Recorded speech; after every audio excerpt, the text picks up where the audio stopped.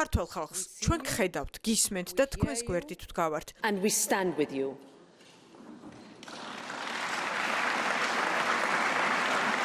We have invited President Salome Zurabishvili to ჩვენ ევროპარლამენტში პრეზიდენტის სალომე ზურაბიშვილი მოვიწვიეთ. მასთან ერთად განვიხილავთ თუ როგორი ფორმატი იქნება ამისთვის საუკეთესო. ევროპული მომავლისკენ გზაზე საქართველოს გვერდით ვდგავართ და ჩვენი კარი ყოველთვის ღია იქნება. საქართველოს პრეზიდენტს ხვალ ევროპარლამენტის ხდომათა დარბაზში ელოდებიან. სალომე ზურაბიშვილი სტრასბურგში ევროპარლამენტის პრეზიდენტის მიწვევით უკვე გაემგზავრა. თბილისის დროით დღის 12-ის ნახევარზე ქვეყნის მთავარსარდალი ევროპის საკანონმდებლო ორგანოს მაღალი ტრიბუნიდან 27 ქვეყნის დეპუტატებს მიმართავს და დეტალურად გააცნობს ინფორმაციას. როგორც ცდილობს ოცნება ქართველი ხალხისთვის ევროპული მომავლის მოპარვას.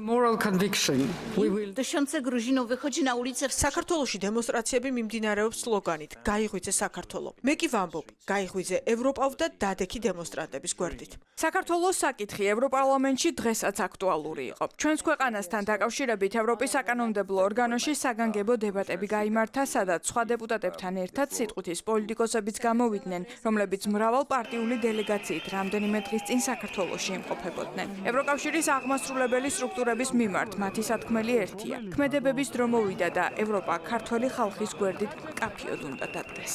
დავყროვდით, არ გვესმის რას უკეთებენ ყოველღამე დემონსტრანტებს თბილისში. მე ჩავედი მათთან შესახვედრად, მათ არჩევნები მოპარეს, თავისუფლებას პარავენ, ევროპაზე ოცნებას პარავენ. ქართული ოცნება მხოლოდ რუსეთისკენ იხედება. ძვირფასო კოლეგებო, დაუბრმავდით, ვერ ვხედავთ მშვიდობიან დემონსტრანტებზე რეპრესიებს, დაკავებებს, ცემას. ქალბატონო კალას, რას ნიშნავს, როდესაც ამბობთ, რომ ბევრი რამ შეიძლება მოხდეს 29 დეკემბრამდე? რას ველოდებით, რომ სისხლი დაიღვაროს?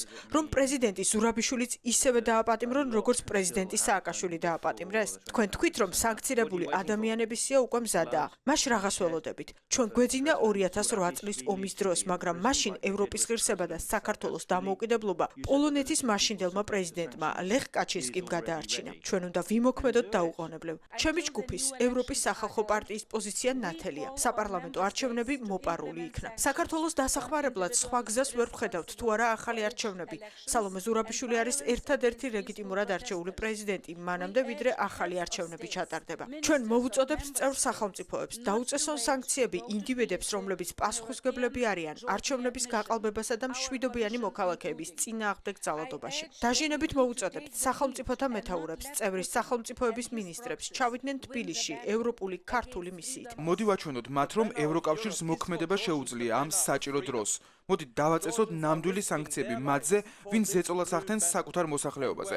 მოდით მივესალმოთ აქ ამ ტრიბუნაზე პრეზიდენტ სალომე ზურაბიშვილს, რომ მიმართოს პლენარულ სესიას. მოდით დავეხმაროთ საქართველოს ხალხს მათ სურვილში ჰქონდეთ ახალი და სამართლიანი არჩევნები ევროპულ გზაზე. მათი ევროკავშირის წევრი ქვეყნები კი საქართველოსა და ევროკავშირის ურთიერთობებში უპრეცედენტო გადაწყვეტილებას იღებენ. უკვე ცნობილია, რომ ქართველი ხალხი ევროპასთან კვლავ უვიზო მიმოსვლით ისარგებლებს.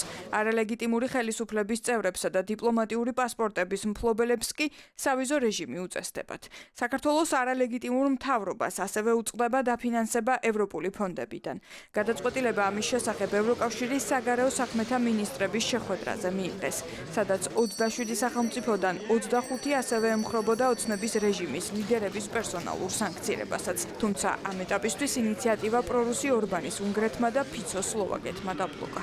რაც შეეხება სანქციებს, საჭიროა რომ ევროკავშირის ყველა წევრმა დაუჭიროს ამას მხარი, რაც სამწუხაროდ არ ხდება. ამიტომ უვიზო რეჟიმის შეჩერება დიპლომატიური პასპორტებისთვის არის ის, რაზეც შეთანხმება მოხდა. უნგრეთისა და სლოვაკეთის ვეტოს შემდეგ ევროპის ქვეყნები სათადარიგო გეგმის ასამოქმედებლად ემზადებიან. ყველა იაზრებს, რომ ოცნების მოძალადე რეჟიმი ევროკავშირისგან შესაბამის ხისტ პასუხს მოითხოვს. ამიტომ წევრი სახელმწიფოები ახლა მუშაობენ გზებზე, რომ ევროკავშირის ქვეყნებში შესვლაზე შეზღუდვები ოლიგარქის პარტიას ეროვნულ დონეზე დაუწესონ. ისე როგორც ეს ბალტიის პირეთმა გააკეთა. Die Situation in Georgien ძალადობა მშვიდობიანი მომიტინგეების, ჟურნალისტების, ოპოზიციური პოლიტიკოსების წინააღმდეგ ღრმად შემაშფოთებელია და დღეს ჩვენ განვიხილავთ საბჭოს დასკვნებს, სადაც ქართული ოცნების ამ ქმედებებს ნათელი ტერმინებით დავგმობთ. ასევე ვმუშაობთ კონკრეტულ სანქციებზე იმ პირების მიმართ, რომლებიც პასუხისმგებელნი არიან ამ სასტიკ ძალადობაზე. So I am very concerned about the situation in Georgia. ძალიან შეშფოთებული ვარ საქართველოში განვითარებული პროცესებით. ძალიან მკაფიოა, რომ რეჟიმი მოქმედებს ევროპული გზის საპირისპირო მიმართულებით. მე სრულად ვიჭერ მხარს სანქციებს და სხვა ზომებს, რომელიც შეიძლება მივიღოთ რეჟიმის წინააღმდეგ. ჩვენ დისტანციის დამყარება ქართულ ხალხთან არ გვინდა, მაგრამ გვინდა ეს გავაკეთოთ რეჟიმთან, რომელმაც გადაწყვიტა, რომ არ მიჰყვეს ევროპულ ამბიციებს. წუხوار ამის გამო, მნიშვნელოვანია ითქვას, რომ ევროკავშირის კარს არა ევროკავშირი, არამედ რეჟიმი ხურავს. ეს განცხადებები დღეს ბრიუსელში ზოგად საქმეთა საბჭოს დაწყების წინ გაკეთდა. სხდომის დასრულების შემდეგ ევროპელმა გადაწყვეტილების მიმღებმა პირებმა გამოაქვეყნეს გაფართოების შესახებ დასკვნა, სადაც საქართველოზე ჩანაწერი ისევ ამ ფორმულირებითაა. საბჭო კიდევ ერთხელ ადასტურებს მზადყოფნას ქართული ხალხის ევროპული გზის მხარდასაჭერად. ამავე დროს სერიოზულად წუხს საქართველოს მთავრობის მიერ არჩეული კურსის გამო, რომელმაც დე-ფაქტო შეაჩერა ქვეყნის ევროინტეგრაციის პროცესი. დოკუმენტი ოცნების რეჟიმს მოუწოდებს შეწყვიტოს ძალადობა მშვიდობიან დემონსტრანტებზე და დასაჯოს ყველა, ვინც ქართულ ხალხზე ამ დღეებში ხელი აწია.